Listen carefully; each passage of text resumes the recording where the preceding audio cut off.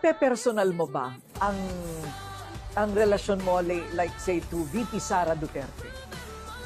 Mahirap ba yun? Yung one day magkabati sila, tapos next day hindi na sila magkabati. Parang mortal na silang magkaaway. Siguro yun yung turing niya kay Pangulo.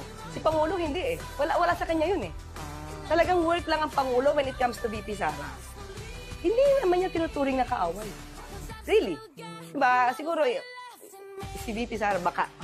Ganun yung turing. So kung nape-personal ko ba? On my part, hindi ko naman siya pinipersonal kasi lahat naman ang tinatapik ko kay VP Sara.